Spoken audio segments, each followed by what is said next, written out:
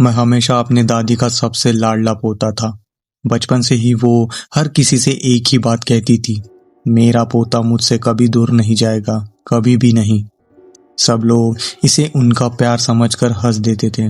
लेकिन जब मैं बड़ा हुआ और नौकरी के लिए दूसरे शहर चला गया, वो पहली बार था। दादी रोई नहीं, वो बस मुस्कुराई और जाते जाते मेरे कान में धीरे से बोली, जहाँ भी जाएगा मैं तेरे साथ रहूंगी। उसके कुछ महीनों बाद दादी की मौत हो गई। मैं अंतिम संस्कार में भी पहुंच नहीं पाया। यही बात मुझे आज तक अंदर ही अंदर खाए जा रही है।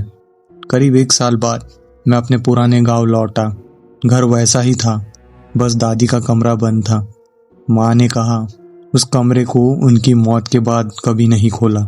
रात को सब सो गए, लेकिन मुझे नींद नहीं आ रही थी। तभी मुझे रसोई से बर्तनों की बहुत धीमी आवाज सुनाई दी।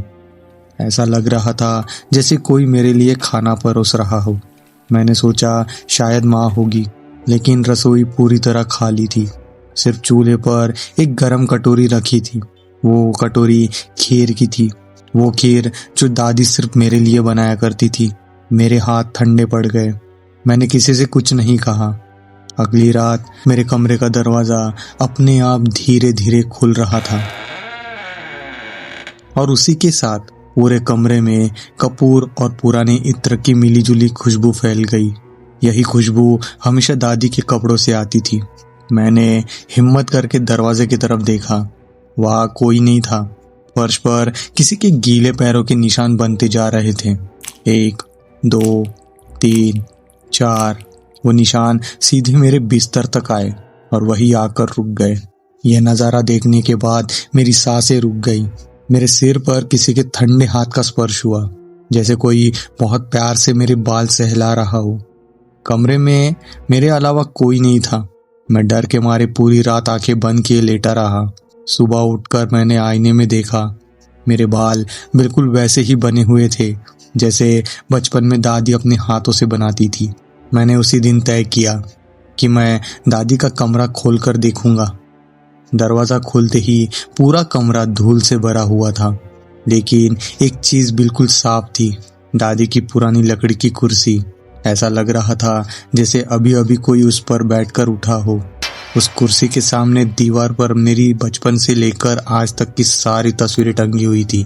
आखिरी तस्वीर को देखकर मेरे पैरों तले जमीन खिसक गई। वो तस्वीर जो सिर्फ 3 दिन पहले ऑफिस में खींची गई थी।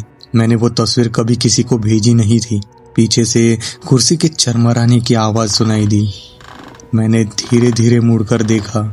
कुर्सी अपने आप हिल रही थी और उसके ऊपर किसी के बैठने का निशान साफ दिखाई दे रहा था।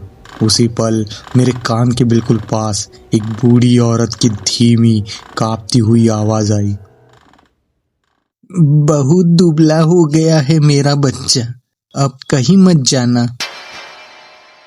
मैं घबरा कर कमरे से भागा, लेकिन बाहर निकलते ही माँ ने मुझे अजीब नजरों से देखा और बोला, तू किससे बात कर रहा था? मैंने कांपते हुए कहा, मैं तो कमरे में अकेला था। माँ का चेहरा सफेद पड़ गया। उन्होंने धीमे से कहा, अकेला नहीं था।